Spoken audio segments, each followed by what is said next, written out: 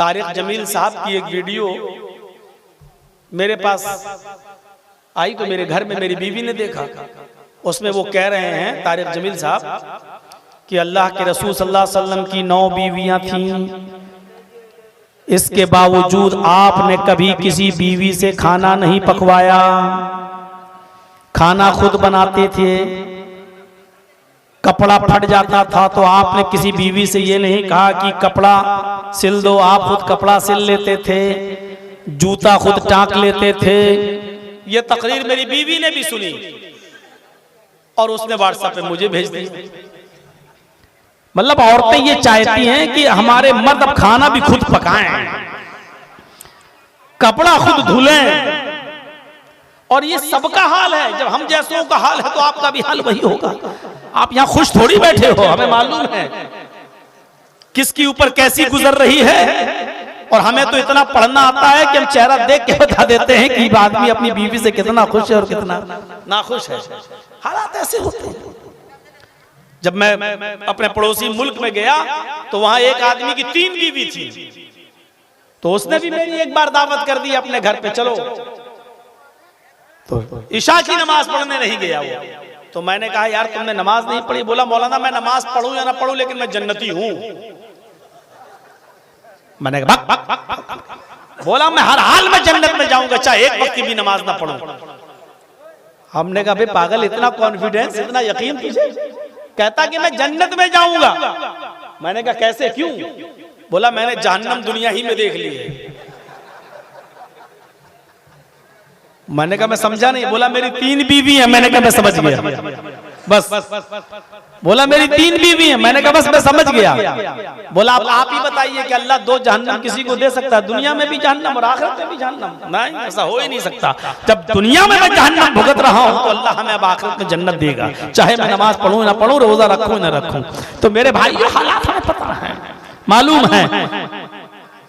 नबी हजरत आयशा तारीफ कर रही है। एक पीर साहब थे, सुना हुआ? उनकी बीवी उनको पीर ही नहीं मानती थी। तेरे जैसे 336 पीर रोज देखती हूँ।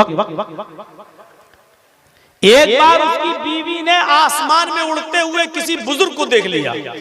आसमान पे उड़ रहे हैं और मुसल्ला बिछा के नमाज पढ़ते हुए जा रहे हैं। अभी इसका शौहर जब घर पे आया तो बीवी ने कहा एक ये पीर बने फिरते हैं। पीर तो वो था जो मैंने आज आसमान में देखा है, हवा में मुसल्ला बिछाकर नमाज पढ़ते हुए जा रहा था, उड़ रहा था। अब इसके पीर को लगा कि किसी तरह हीरो बनूं मैं अपनी बीवी की नजर में। तो कहा रे मेरी बीवी तुमने देखा है उसको? कहा हवा में उड़ते हुए देखा है? हाँ देखा है। मुसल्ला बिछाए हुए था, हाँ, उस पर खड़ा भी था हवा में और नमाज पढ़ रहा था। तुमने देखा है? हाँ। अरे वो मैं ही तो था। ये बोला उसका पीर, वो मैं ही तो था। अब बीवी को लगा कमीना ये यही था, तो अब क्या करूं? तो कहने लगी हाँ मुझे लगा कि तुम ही थे। क्या मतलब? इसीलिए तिरछे तिरछे उड़ रहे थे, टेढ़े टेढ़े उड़ रहे थे, तुमसे तो सीधा उड़ा भी नहीं जा रहा था, हैं? फिर भी कमी निकाल दी। अभी तारीफ कर रही थी, जब सुना ये तो मेरा ही आदमी, तो कहने की वो तो टेढ़े टेढ़े उड़ रहे थे, तिरछे तिरछे, किबला इधर था तुम उधर उड़ रहे थे। कमी निकाल दी। उसने कहा उड़ रहे उड़, तेरी कौन सी कल सीधी अभी औरत, तेरी कौन सी फितरत, क्या तुझे समझूं और क्या तुझे मानूं? मैं तो सोचा था कि मेरी ताई अब मैं हीरो बन जाऊंगा तेरी नजर में, फिर भी तूने कमी निकाल दी, फिर भी तूने कमी निकाल दी। मेरे प्यारे साथियों गौर करो, हजरत आयशा से सीखना चाहिए हमारी औरतों को, हमारी बहनों को, हमारी माओं को, हमारी कौम की बेटियों को कि वो किस तरीके से तारीफ कर रही हैं। ली शम्सुन वलिला बाकी शम्सुन शम्सी खैरुम मिन शम्सिस समाई। तुम्हारा सूरज है और एक मेरा सूरज है, मेरा सूरज तुम्हारे सूरज से बेहतर है। इन्न शम्स ततलू बादा फजरिन, तुम्हारा सूरज फजर के बाद निकलता है। शम्सी ततलू बादल इशा, और मेरा सूरज इशा के बाद मेरे बिस्तर पे आता है। ये तारीफ कर रही है हजरत आयशा रज़ी अल्लाह ताला अन्हा। तो अहमद नाम भी आया है। अहमद अहमद पे दुश्मनी में धामिर तस्से जगरब अहम सूरवाजनी। अहमद पिता समान है, बाप की तरह है। सबसे पहले उन्होंने कुर्बानी दी और अल्लाह से, ईश्वर से कहा मुझे सूरज की तरह बना दे, मुझे सूरज की तरह चमका दे, मुझे पूरी दुनिया के लिए सूर्य बना दे। यानी जैसे सूरज की रोशनी सबको पहुंचती है, ऐसी मेरी रोशनी भी सबको पहुंचा दे, मेरा इल्म, मेरी तालीम भी सबको पहुंचा दे, हर घर तक इस्लाम पहुंच जाए। ये अहमद नाम भी आया है। वो अनल माही, तीसरा नाम माही, यमहुल्लाहु बिल कुफ्र, माही का मतलब मिटाने वाला। अल्लाह के नबी फरमाते अल्लाह मेरे जरिए कुफ्र को मिटाएगा। यमहुल्लाहु बिल कुफ्र, अल्लाह मेरे जरिए कुफ्र को मिटाएगा, गुनाहों को मिटाने वाला, ये भी मेरा नाम है माही। ये नाम भी वेदों में आया है। तथस्तु शंभल गिरा में सोत स्वाजी उजात मंगलाचार्य बहुला पापिता विवज्जता। तथस्तु शंभल गिरा में सोत स्वाजी उजात, शंभल गिराम में अंतिम ऋषि आएगा, आखिरी नबी शंभल गिराम में आएगा। शंभल गिराम, ये मुरादाबाद वाला संभल मत समझ लेना। शंभल संस्कृत में शंभल के माना होते हैं शांत, और ग्राम मानी गांव। तो क्या मतलब होगा? शंभल ग्राम शांति वाला गांव। अरबी में शांति वाले गांव को अगर ट्रांसलेट करोगे तो क्या करोगे? अल बलदिल अमीन। अल बलद मानी शहर और अमीन मानी अमन वाला। अब शंभल ग्राम शांति वाला गांव, और अरबी में कहना हो तो क्या कहोगे? अल बलदिल अमीन, अमन और शांति वाला शहर। तो अब देखिए अल्लाह के नबी कहाँ आए? अल बलदिल अमीन में आए। कहाँ आए? मक्के में आए। तो वेदों ने क्या कहा है? आखिरी नबी मोहम्मद कहाँ आएंगे? शंभल गिराम में आएंगे, शांति वाले गांव में आएंगे, यानी अल बलदिल अमीन में मक्के में आएंगे। मोहम्मद रसूलुल्लाह कहाँ आए? मक्के में।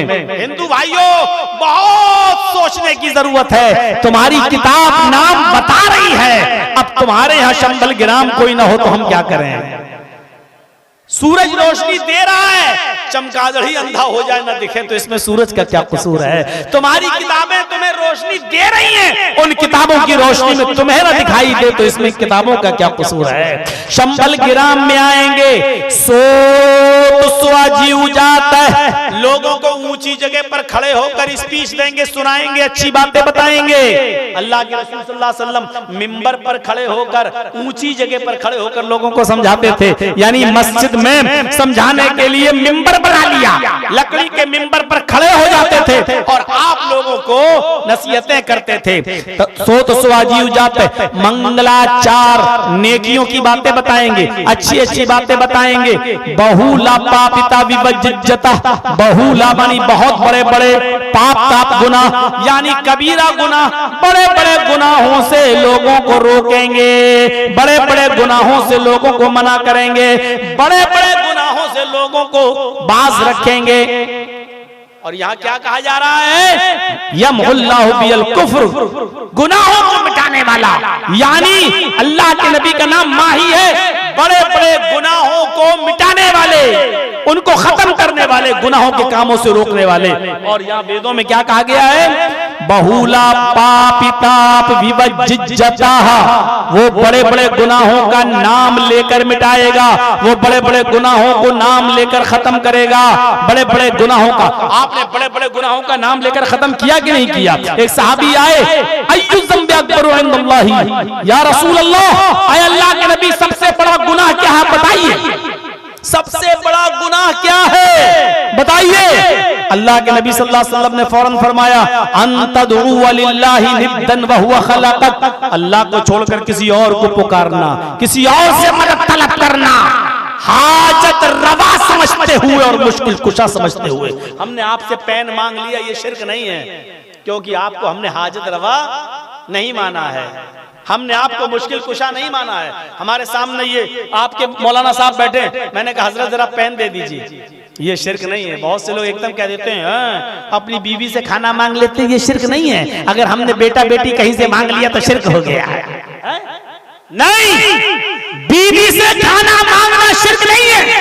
हजरत से मैंने पेन मांग लिया, ये शिर्क नहीं है। है, क्योंकि हजरत को हमने मुश्किल कुशा नहीं माना है।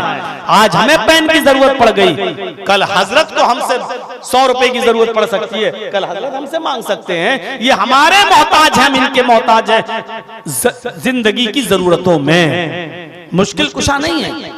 बीवी से हमने कह दिया खाना लाओ, हम शिर्क नहीं कर रहे हैं इसलिए कि बीवी को मुश्किल कुशा नहीं मानते हैं, क्योंकि बीवी भी हमारी मोहताज है, वो हमें खाना नहीं दे रही है। खाना उसने तब दिया जब चावल लाकर मैंने दिया, दाल लाकर मैंने दिया, सब्जी लाकर मैंने दिया, तेल लाकर मैंने दिया, नमक लाकर मैंने दिया, गैस का सिलेंडर लाकर मैंने दिया, उसने पकाकर तैयार कर दिया और पक गया खाना तो हमको लाई। हम उसके मोहताज है, वो हमारी मोहताज है, इसलिए ये शिर्क नहीं है। लेकिन जब हम किसी से बेटा बेटी मांगते हैं, किसी के दर पे जाते हैं, तो हम उसको अपना मोहताज नहीं मानते हैं, बल्कि उसको हम मुश्किल कुशा मानते हैं, उसको हम हाजत रवा मानते हैं और उसको हम औलाद देने वाला मानते हैं। और ये कहते हैं, ये नहीं मानते कि ये भी मेरा मोहताज है, ये भी मेरा मोहताज है, जबकि हकीकत में वही हमारा मोहताज है, हम उसके मोहताज नहीं हैं, क्योंकि अब वो कब्र में दफन है। हम उसके लिए दुआ करेंगे कि अल्लाह इस मरने वाले की बख्श दे, अल्लाह इसकी मग़फ़िरत फरमा, अल्लाह इस पर अपना रहम फरमा। इसलिए दुनिया में जितने भी बड़े बड़े बुजुर्गों के नाम है, लाइए कोई एक नाम, उनके नाम के आगे अगर आप रहमतुल्लाह अलैह न लेते हो तो बताइए, आप कोई एक नाम ले लीजिए। बड़े से बड़े पीर का नाम क्या है? अब्दुल कादिर जिलानी। क्या कहते हो आगे? रहमतुल्लाह अलैह। अरे आप तो खुद उनके लिए दुआ कर रहे हो यार। रहमतुल्लाह अलैह का मतलब क्या? अल्लाह की रहमत हो उन पर, अरे अल्लाह तेरी रहमत हो उन पर। इसका मतलब यह है कि वो तुम्हारी दुआओं के मोहताज हैं, तो जो हमारी दुआओं का मोहताज है वो हमें क्या देगा? समझ गए ना? इतनी मोटी सी बात समझ में नहीं आती है।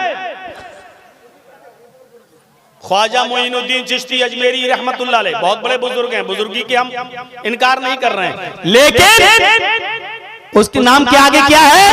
रहमतुल्लाह अलैह। अल्लाह की रहमत हो इनके ऊपर। मेरे भाइयों, अल्लाह के नबी बड़े बड़े गुनाहों का नाम ले लेकर मिटा रहे हैं। अंतदुआ लिल्लाहि निद्दन व हुवा खलक़क। फिर कुरान पढ़िए, फिर कुरान पढ़िए मेरे भाइयों।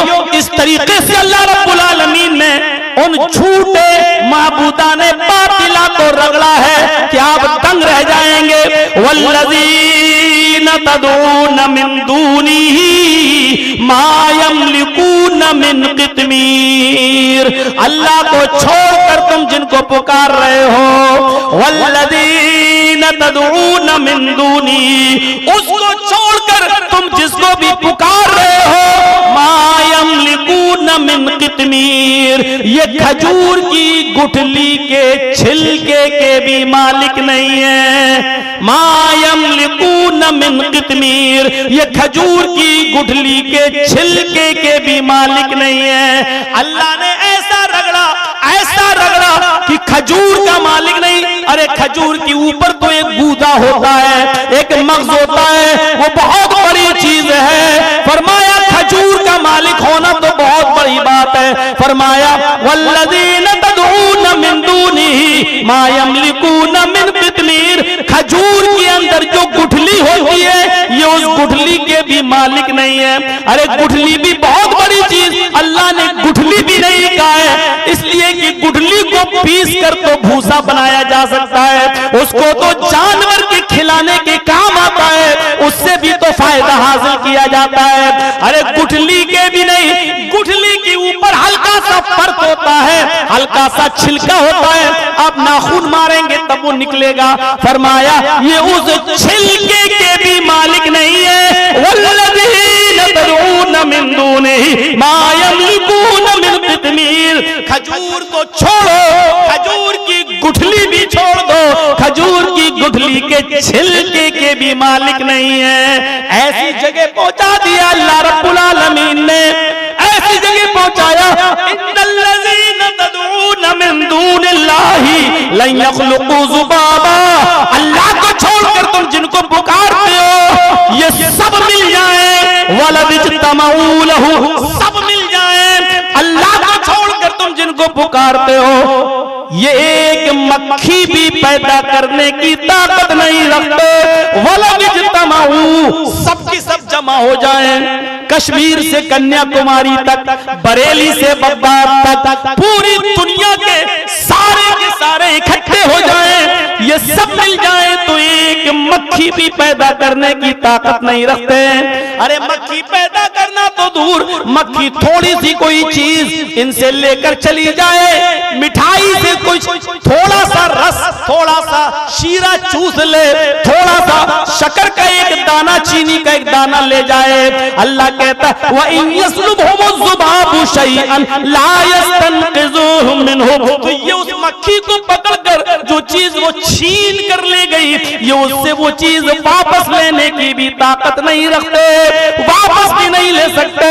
अब बहुत से लोग कहेंगे मौलाना ये बात तो अल्लाह ताला ने पत्थर की मूर्तियों के लिए कही है, ये बुजुर्गों के लिए नहीं कही है, ये नेक बंदों के लिए नहीं कही है, ये पत्थर की मूर्तियों के लिए कही। अल्लाह जानता था कि ऐसे लोग पैदा होंगे जो कमियां निकालेंगे, जो कहेंगे पत्थर की मूर्तियों के लिए कही, इसलिए अल्लाह ने साफ साफ कह दिया है इन्नल्लज़ीना तदऊना मिन दूनिल्लाहि इबादुन अम्सालुकुम, अल्लाह को छोड़कर तुम जिनको पुकार रहे हो वो पत्थर की मूर्तियां नहीं है, वो तुम्हारे ही जैसे बंदे हैं। इबादुन अम्सालुकुम, वो तुम्हारे ही जैसे बंदे हैं। तुम पत्थर की मूर्तियों से बेटा बेटी नहीं मांग रहे हो, अपने ही जैसे बंदों से बेटा बेटी मांग रहे हो। अल्लाह ने कहा इबादुन अम्सालुकुम, वो तुम्हारे ही जैसे बंदे हैं। पत्थर की मूर्तियों के बारे में ये कुरान की आयत नाजिल नहीं हुई है, बल्कि ये बुजुर्गों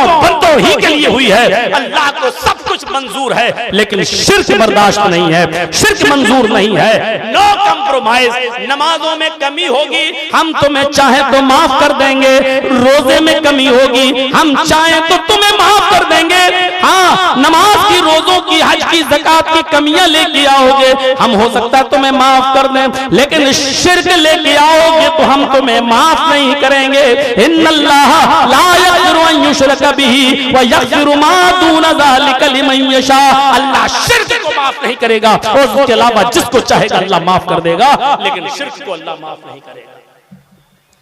बड़े बड़े गुनाहों का नाम लेकर अल्लाह के नबी सल्लल्लाहु अलैहि वसल्लम ने मिटाया है, इसलिए आप बहुला पापिता विबज्जता, बड़े बड़े गुनाहों को मिटाने वाले होंगे। आपने मिटा, आप मोहम्मद भी थे, आप अहमद भी थे, आप माही भी थे। और मोहम्मद का माना क्या है जिसकी सबसे ज्यादा तारीफ की जाए?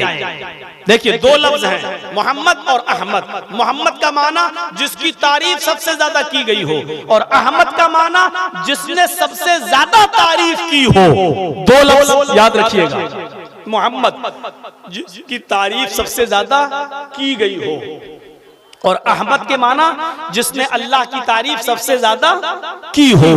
ये दोनों नाम मोहम्मद पर फिट बैठते हैं सल्लल्लाहु अलैहि वसल्लम। अल्लाह के नबी की तारीफ सबसे ज्यादा की गई। इंसानों में, मखलूकात में सबसे ज्यादा किसका नाम लिया गया? मोहम्मदुर रसूलुल्लाह सल्लल्लाहु अलैहि वसल्लम का। आप सुबह उठते हैं, आप देखिए सुबह आँख खुली, आप क्या पढ़ेंगे? अल्हम्दुलिल्लाहिल्लज़ी अहयाना बअदा मा मातना व इलैहिन नुशूर। ये सुबह उठते ही आपकी दुआ शुरू हो गई है। अब आप देखिए, अब आप सुबह उठने के बाद सबसे पहले वुजू बनाएंगे, बिस्मिल्लाह। जब बिस्मिल्लाह कहकर आप वुजू बनाएंगे तो वुजू के बाद की जो दुआ पढ़ेंगे उसमें मुहम्मदुर रसूलुल्लाह का नाम लेंगे। क्या कहेंगे? अशहदु अन्ना मुहम्मदन अब्दुहु व रसूलुहु, अल्लाह के नबी का नाम। कितना नाम लिया जाता है। पूरी दुनिया का मुसलमान वुजू के बाद की दुआ पढ़ता है, और ना पढ़ता हो तो याद कर लेना चाहिए नबी का नाम। अब अज़ान के अल्फाज अदा हो रहे हैं, अल्लाहु अकबर, अल्लाहु अकबर, अशहदु अल्ला इलाहा इल्लल्लाह।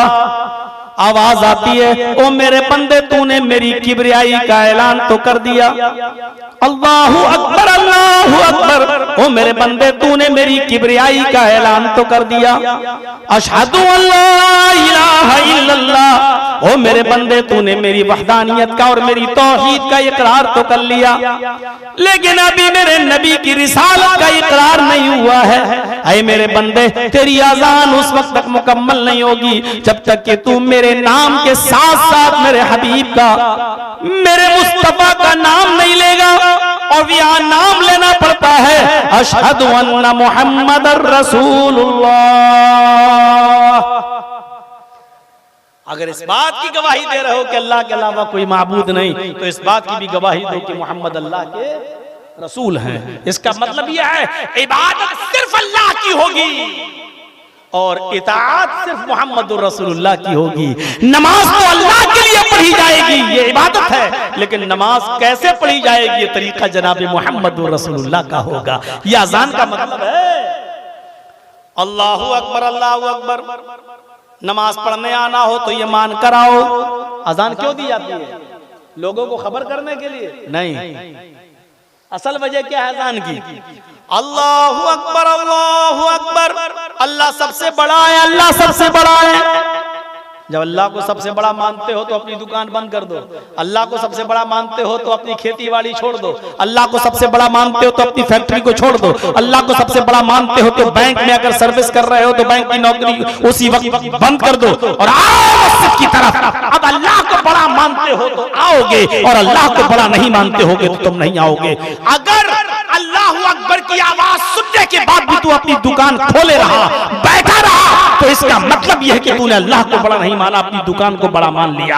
अगर अजान सुनने के बाद तू अपनी फैक्ट्री में काम करता रहा तो इसका मतलब यह हुआ कि तूने अल्लाह को बड़ा नहीं माना, अपनी फैक्ट्री को बड़ा माना है। अल्लाहू अकबर की आवाज सुनकर तू खेत अपना जोतता रहा, हल चलाता रहा, तो इसका मतलब यह हुआ कि तूने अल्लाह को बड़ा नहीं माना है, तूने अपने खेत को और अपने कारोबार को बड़ा माना है। अल्लाह को अगर बड़ा माना होता तो सब कुछ बंद कर देता और मस्जिद में ये है अल्लाहू अकबर का माना। और दो बार किस लिए? हाँ, अगर ना सुने हो तो एक बार और सुन लो। अल्लाहू अकबर अल्लाहू अकबर, अल्लाह सबसे बड़ा है, अल्लाह से बड़ा कोई नहीं, बस काफी है। अब बार बार तुम्हारे पीछे गंगा नहीं बह रही है कि हम लाठी लेके जाएंगे, आना हो तो आओ। अब दुकान बंद कर दी, ठीक, फैक्ट्री बंद कर दी, ऑफिस छोड़ दिया, मस्जिद में आ गए। अब मस्जिद में आ रहे हो, खड़े भी होगे, रुकू भी करोगे, सजदा भी करोगे, नमाज पढ़ोगे, तो अब ये इबादत के बारे में भी सुन लो। दुकान, फैक्ट्री, ऑफिस तो बंद कर दिए और चले आए, लेकिन अब इबादत हो अगर अल्लाह के लिए करने आए हो, अशहदु अल्ला इलाहा इल्लल्लाह, ये इबादत अल्लाह के लिए होनी चाहिए, इसलिए कि अल्लाह के अलावा कोई माबूद नहीं। अब इसलिए नमाज पढ़ने आए हो, यार हाजी हूँ, हज करके आया हूँ, नमाज नहीं पढ़ूंगा तो लोग कहेंगे देखो हाजी हो के नमाज नहीं पढ़ता है। अब मस्जिद में आए, तेरी नमाज बेकार। मौलाना हूँ, नमाज नहीं पढ़ूंगा तो लोग कहेंगे देखो इतना बड़ा मौलवी हो के नमाज नहीं पढ़ रहा है। अब आए तो हो मस्जिद में, लेकिन ये सोच के आए हो नमाज बेकार। अब यही नमाज शिर्क हो गई। लो मौलाना कितनी चीजें शिर्क हैं। हाँ, क्योंकि अब आप गांव वालों के लिए नमाज पढ़ रहे हो, मोहल्ले वालों के डर से नमाज पढ़ रहे हो। और अल्लाह के रसूल ने फरमाया मन सल्ला युराई फक़द अशरक, जिसने दूसरों को दिखाने के लिए इबादत की, दूसरों को दिखाने के लिए नमाज पढ़ी, उसने शिर्क। अब यही नमाज शिर्क हो गई, क्योंकि अब अल्लाह के लिए रुकू नहीं हो रहा है, अल्लाह के लिए सजदा नहीं हो रहा है, अल्लाह के लिए क़याम नहीं हो रहा है। अब तो इस डर से आए हो कि लोग क्या कहेंगे। एक टाइम की नमाज भी पढ़ी तो अब लोगों के लिए नहीं। अशहदु अल्ला इलाहा इल्लल्लाह, अगर अल्लाह को माबूद मानते हो तो इबादत अल्लाह के लिए करने आओ, ठीक है।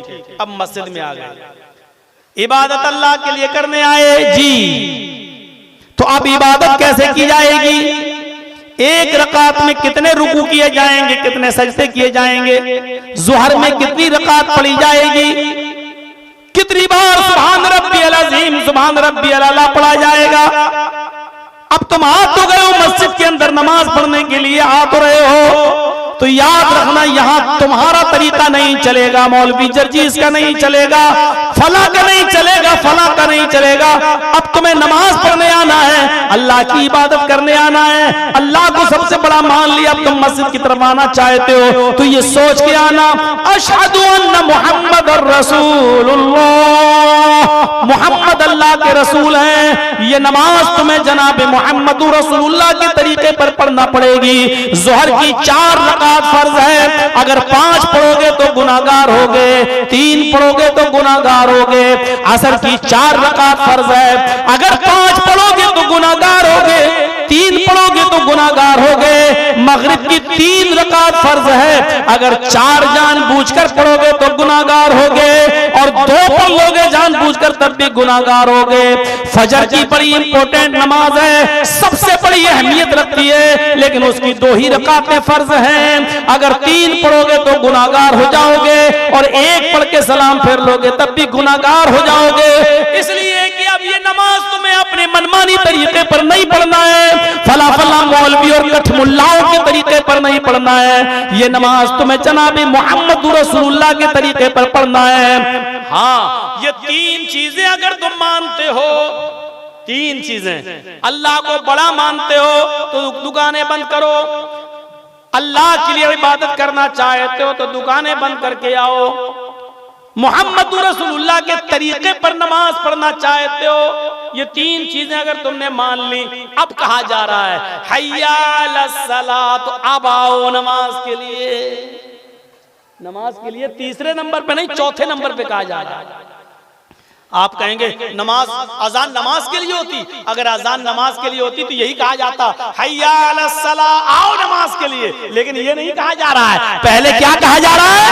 अल्लाहु अकबर, अल्लाहु अकबर। फिर क्या कहा जा रहा है? अशहदु अल्ला इलाहा इल्लल्लाह। फिर क्या कहा जा रहा है? अशहदु अन्ना मुहम्मदर रसूलुल्लाह। मतलब समझ गए ना, अल्लाह को बड़ा मानो, सबको छोटा, ठीक, अल्लाह के लिए इबादत हो, ठीक, मोहम्मद रसूलुल्लाह के तरीके पर हो, ठीक, इतना मान लिया। हाँ, हय्या अलस्सलाह, अब आओ नमाज के लिए। हय्या अलल फलाह, ये नमाज जब पढ़ोगे तो कामयाबी की तरफ जाओगे। अब आओ कामयाबी की तरफ। फिर सुन लो, अल्लाहु अकबर, अल्लाहु अकबर, अल्लाह से बड़ा कोई नहीं, ला इलाहा इल्लल्लाह, उसके अलावा कोई माबूद नहीं। ये है अजान का मतलब। आज समझ में आया होगा अजान क्यों दी जाती है। लोग समझते हैं अजान खबर देने के लिए दी जाती है, नहीं, अजान में पहले बताया जाता है कि अल्लाह को बड़ा मानने वाला कभी भी अजान की आवाज सुनने के बाद अपनी दुकान पर बैठा नहीं रह सकता, कभी भी अपनी दुकान पर बैठा नहीं रह सकता। मोहम्मद रसूलुल्लाह के तरीके पर नमाज पढ़िए, और रसूल से जिसको मोहब्बत होगी वो रसूल के तरीके पर नमाज पढ़ेगा। मेरे भाइयों, आइए सुनिए। क्या बैठिए ना, कोई बात नहीं, आप लोग जलसे को थोड़ा सा बैठे रहिए।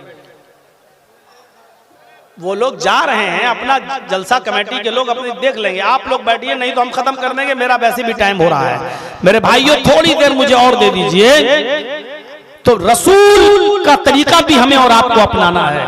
अभी हमारे हमसे पहले जो अभी जिन्होंने मुझे दावत दी और बुलाया और शेर शायरी पढ़ रहे थे, अभी वो कह रहे थे कि हमसे कहा जाता है कि गुस्ताख रसूल, हमसे कहा जाता है कि हम रसूल को नहीं मानते।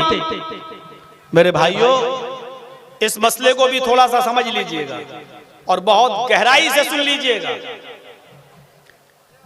और आज मैं तुमको नई चीज बताता हूं। जो लोग हमें इल्जाम देते हैं कि ये रसूल को नहीं मानते, मैं कहता हूं अल्लाह की कसम वो बिल्कुल सच बोलते। अब आप कहोगे मौलाना अल्लाह की कसम खाकर कह रहे हैं ये बात। जी अच्छा, एक बात बताइए, आप मूसा अलैहिस्सलाम को आप अल्लाह का रसूल मानते हैं कि नहीं मानते? मैंने अपनी आवाज स्लो कर दी है, आपसे अब हम कुछ सवाल करेंगे, आपको जवाब देना पड़ेगा। बताइए, मूसा अलैहिस्सलाम को आप अल्लाह का रसूल मानते हैं कि नहीं मानते हैं? मानते हैं। लेकिन यहूदी तो कहते हैं कि मुसलमान मूसा को नहीं मानते। कहते कि नहीं कहते हैं? वो कहते हैं मूसा को हम ही मानते हैं। यहूदी कहते हैं कि मुसलमान मूसा को नहीं मानते। आपसे हम सवाल कर रहे हैं, आप ईसा अलैहिस्सलाम को मानते हो कि नहीं मानते हो? मानते हैं ना? हम और आप ईमानी पूरा नहीं होगा जब तक कि इनको हम नबी ना माने, रसूल ना माने। ईसा अलैहिस्सलाम को अल्लाह का रसूल मानते हैं कि नहीं मानते हैं? मानते हैं ना? लेकिन ईसाई तो कहते हैं कि मुसलमान ईसा को नहीं मानते। क्या करेंगे? ईसाई कहते हैं मुसलमान ईसा को नहीं मानते, यहूदी कहते हैं मुसलमान मूसा को नहीं मानते। वो अपनी जगह पर सही हैं। और हम जो कहते हैं कि हम मूसा को मानते हैं, ईसा को मानते हैं, हम भी अपनी जगह पर सही हैं। इसी तरीके से हमारे बहुत से भाई हमसे कहते हैं कि तुम अल्लाह के नबी को नहीं मानते, वो भी बिल्कुल सही। और हम कहते हैं कि हम अल्लाह के नबी को मानते हैं, हम भी अपनी जगह पर बिल्कुल सही। अब फर्क क्या है? मूसा अलैहिस्सलाम को यहूदी जिस तरह मूसा को नबी मानते हैं उस तरह हम नहीं मानते। यहूदी उज़ैर को अल्लाह का बेटा मानते हैं, हम अल्लाह का बेटा नहीं मानते। ईसाई ईसा अलैहिस्सलाम को जिस तरह नबी मानते हैं और रसूल मानते हैं उस तरह हम नहीं मानते, क्योंकि वो ईसा अलैहिस्सलाम को खुदा का बेटा भी मानते हैं और हम ईसा अलैहिस्सलाम को अल्लाह का बेटा नहीं मानते। तो वो भी अपनी जगह पर सही हैं और हम भी अपनी जगह पर सही हैं। हम ईसा को अल्लाह का कलमा मानते हैं, अल्लाह का बंदा मानते हैं, अल्लाह का रसूल मानते हैं। बगैर बाप के ईसा पैदा हुए ये मानते हैं और ये भी मानते हैं कि ईसा अलैहिस्सलातु वस्सलाम को मौत नहीं आई बल्कि उनको जिंदा आसमान पर उठा लिया गया है। हम ईसा को जिस तरह नबी और रसूल मानते हैं, ईसाई हमारे इस मानने को मानना नहीं मानते हैं। ईसाई हमारे इस तरह ईसा को नबी मानने को मानना नहीं मानते हैं। यहूदी हम जिस तरह मूसा को नबी मानते हैं वो हमारे मानने को नबी का मानना नहीं मानते हैं। जिस तरह हम नबी मानते हैं वो हमारे मानने को मानना मानते ही नहीं है और जिस तरह वो मानते हैं उस तरह हम नहीं मानते हैं। ईसा को अल्लाह का बेटा नहीं मानते हैं। इसी तरीके से आज हमारे मुसलमान भाई जो हमसे कहते हैं कि तुम अल्लाह के नबी को नहीं मानते, बिल्कुल सही कहते हो, क्योंकि जिस तरह तुम मानते हो उस तरह हम नहीं मानते। तुम कहते हो रसूल की सवारी आ जाती है,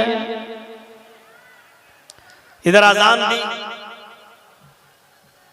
अल्लाहु अकबर ला इलाहा इल्लल्लाह, वहां खड़े हो गए, अस्सलातु वस्सलामु अलैका या रसूल अल्लाह, अस्सलातु वस्सलामु अलैका या हबीब अल्लाह। हमने बहुत से लोगों से पूछा, कई लोगों से, साहब ये क्यों पढ़ते हो? तो उन्होंने कहा कि इसलिए पढ़ते हैं कि रसूल की सवारी आ जाती है, अल्लाह के रसूल तशरीफ लाते हैं। हम लोग खड़े होकर आदब के साथ सलाम पढ़ते हैं क्योंकि नबी अकरम तशरीफ लाते हैं। हमने कहा तब तो आप बड़े बदतमीज हुए। बोले क्यों?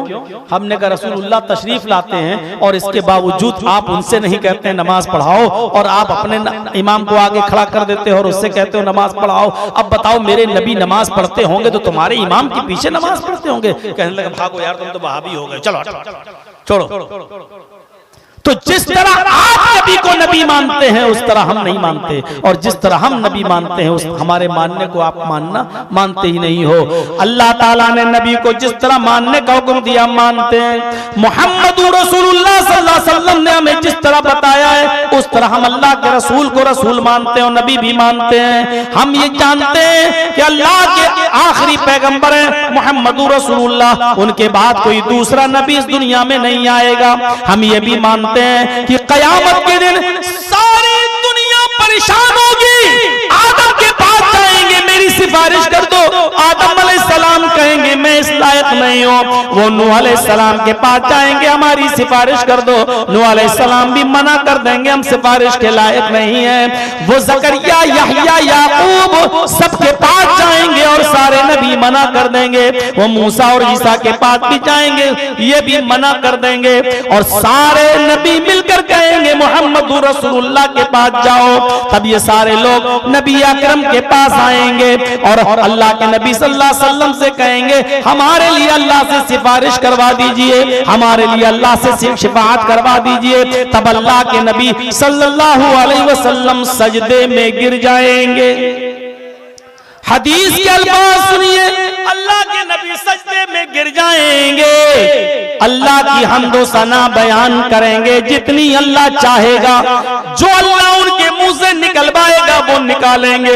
उसके बाद आवाज आएगी गैब से, अल्लाह पुकारेगा, आवाज आएगी इरफा रासक, ऐ मोहम्मद सल्लल्लाहु अलैहि वसल्लम अपना सर उठाओ। अल्लाह के नबी सजदे से अपना सर उठाएंगे, अल्लाह कहेगा सल, ऐ नबी मांगो क्या मांगते हो, तो जो मांगोगे तुम्हें तुम्हें दिया जाएगा, जो मांगोगे तुम्हें नवाजा जाएगा। आए मोहम्मद सल्लल्लाहु अलैहि वसल्लम मांगो, अल्लाह को पुकारो, अल्लाह से मांगो। क्या मांगते हो? सल तोता, जो मांगोगे तुम्हें दिया जाएगा। वशफी तो शफा, अगर सिफारिश करना चाहो तो सिफारिश भी करो, जिसकी शिफात करोगे कबूल की जाएगी। आप सिफारिश कीजिए, शिफात कबूल की जाएगी। अल्लाह के नबी फरमाते हैं उस वक्त मैं गुनाहगार उम्मतियों की सिफारिश करवाऊंगा, और मैं तो चाहूंगा कि सब बख्श दिए जाएं, लेकिन ये अल्लाह की मर्जी पर मौकूफ है। अल्लाह जितनों को चाहेगा बख्श देगा, अल्लाह जितनों को चाहेगा उनको बख्श देगा। तो अल्लाह ताला मेरी सिफारिश कबूल फरमाएगा। फरमाया अल्लाह के नबी सल्लल्लाहु अलैहि वसल्लम ने, इन्नी फरतुकुम अलल हौज, मैं हौज़े कौसर पर बैठा हूंगा, तुम्हारा मीरे कारवा हूंगा, तुम्हारे हौज़े कौसर पर बैठूंगा और तुम्हारा इंतजार करूंगा। वो हौज़े कौसर जिसका पानी बर्फ से ज्यादा ठंडा, बर्फ से ज्यादा ठंडा और शहद से ज्यादा मीठा और दूध से ज्यादा सफेद होगा, वो पानी होगा हौज़े कौसर। फरमाया मन शरिब लम यज़मा बअदा, जो एक बार मेरे हाथ से पानी पी लेगा अर्शे महशर में, अरसे महशर में फिर उसको प्यास न लगेगी। मन शरिबा लम यज़मा अबदा, जो एक बार मेरे हाथ से पानी पी लेगा उसको 50,000 साल के उस दिन में, पूरे दिन में फिर प्यास नहीं लगेगी। लोग आते जाएंगे पानी पीते जाएंगे, लोग आते जाएंगे पानी पीते जाएंगे, लोग आते जाएंगे पानी पीते जाएंगे, मैं हर आने वाले को पानी पिलाता जाऊंगा। एक कौम आएगी, एक जमात आएगी, जब वो मेरे पास पानी पीने के लिए दौड़ कर आ रहे होंगे, तुम युहालु बैनी व बैनहुम, तो फरिश्ते मेरे और उनके दरमियान एक दीवार खड़ी कर देंगे, एक ओट लगा देंगे, उनको मेरे करीब नहीं आने देंगे। मैं उन फरिश्तों से कहूंगा आने दो, इन्नहुम उम्मती, ये तो मेरे उम्मती हैं, मैं इनको आज़ाए वुजू की चमक से पहचान रहा हूँ, मैं इनको वुजू के आज़ा की चमक से पहचान रहा हूँ, ये मेरे उम्मती हैं, इनके आज़ाए वुजू चमक रहे हैं, इनको आने दो, इनको मेरे हाथ से पानी पीने दो। फरिश्ते फिर कहेंगे ऐ मोहम्मद सल्लल्लाहु अलैहि वसल्लम, ये आपके हाथ से पानी नहीं पी सकते हैं, आप इनको पानी नहीं पिला सकते हैं। फरमाएंगे अल्लाह के नबी क्यों? तब फरिश्ता कहेगा इन्नका ला तदरी मा अहदसू बअदक, ऐ अल्लाह के नबी आपको नहीं मालूम, आपके इस दुनिया से रुखसत हो जाने के बाद, आपके इस दुनिया से चले जाने के बाद, अल्लाह को प्यारे हो जाने के बाद, इन लोगों ने दीन में नई नई बिदातें ईजाद कर रखी थी, इन लोगों ने दीन में नए नए काम ईजाद कर रखे थे। आपके दुनिया से रुखसत हो जाने के बाद इन्होंने दीन में नई नई खुराफातें ईजाद कर ली थी, नई नई चीजों को दीन समझ के करने लगे थे। तो सुनकर अल्लाह के नबी को गुस्सा जाएगा, आपका चेहरा सुर्ख हो जाएगा, आपकी आंखों में खून दौड़ जाएगा, ये लोग मेरे दीन को बदलने वाले हैं। कहा जाएगा हाँ, तब अल्लाह के नबी फरमाएंगे सोहकन सोहकन लिमन गय्यर दीनी, दूर कर दो इनको, दूर कर दो इनको मेरी आंखों के सामने से, इसलिए कि इन्होंने मेरे दीन को बदल दिया था, मेरे दीन को इन्होंने चेंज कर दिया था।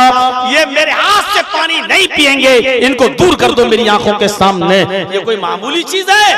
जब चाहो दीन का नाम लेकर कोई काम करने लगो और कह दो कि दीन है। मेरे भाइयों, दीन वही माना जाएगा जो जनाब मोहम्मद रसूलुल्लाह ने दिया है। दीन ना तुम्हारे बाप का चलेगा, ना मेरे बाप का चलेगा, दीन चलेगा तो फातिमा के बाप का चलेगा, दीन चलेगा तो हसन और हुसैन के नाना का चलेगा। हमारे और आपके जरिए दीन जो इजाद हुआ है, जो चल रहा है, दुनिया भर की खुराफातें उस दीन के अंदर हमने दाखिल कर दी हैं, वो दीन नहीं चलेगा। मेरे भाइयों, अल्लाह के नबी खाना बिस्मिल्लाह कहकर खाते थे, वही चलेगा। बिस्मिल्लाह व अला बरकतिल्लाह कहकर खाते थे, वही चलेगा। अब पूरा कुरान पढ़ के खाना चाहो तो नहीं खा सकते, ये दीन नहीं है। अब उसको नाम फातिहा दे दो, कुल दे दो, कुछ और दे दो, ये सब तुम्हारी खुराफातें हैं, दीन का इससे कोई ताल्लुक ताल्लुक नहीं है। मेरे भाइयों, इन तमाम चीजों को छोड़ देना चाहिए और इन बिदअतों से हमें परहेज करना चाहिए, वरना कयामत के दिन हमें नबी अकरम सल्लल्लाहु अलैहि वसल्लम के हाथों से पानी भी पीने को नहीं मिलेगा। हमारी माँ बहनों को भी चाहिए कि शरीयत पर अमल करें, शरीयत पर अमल करें, मोहम्मद रसूलुल्लाह से मोहब्बत करें, वरना अल्लाह के नबी सल्लल्लाहु अलैहि वसल्लम ने यह भी फरमाया कि जब मुझे मेराज हुई और मुझे जहन्नम दिखाई दी, जब मैंने जहन्नम में देखा तो मुझे जहन्नम में औरतों को सबसे ज्यादा जलते हुए देखा। मेरी बहनों, औरतें जहन्नम में सबसे ज्यादा जलती हुई क्यों न दिखें? तू तड़ाक करने वाली औरत, शौहर की नाफरमानी करने वाली औरत, मेकअप करने वाली और मेकअप को भी बनाओ सिंगार को भी गैर मर्दों के लिए करने वाली औरत, मेरे भाइयों, फरमाया सहाबा ने, अय अल्लाह, सहाबियात ने पूछा, औरतों ने पूछा, कुलना व बिमा या रसूलल्लाह, अय अल्लाह के नबी, औरतें जहन्नम में सबसे ज्यादा क्यों जलती हुई दिखाई दी? औरतें क्यों गईं? तो फरमाया तुकसिरन लान व तकफुरन लाशीर, तुम लानो तान ज्यादा करती हो और अपने शौहरों की नाफरमानी, अपने पति की नाफरमानी ज्यादा करती हो।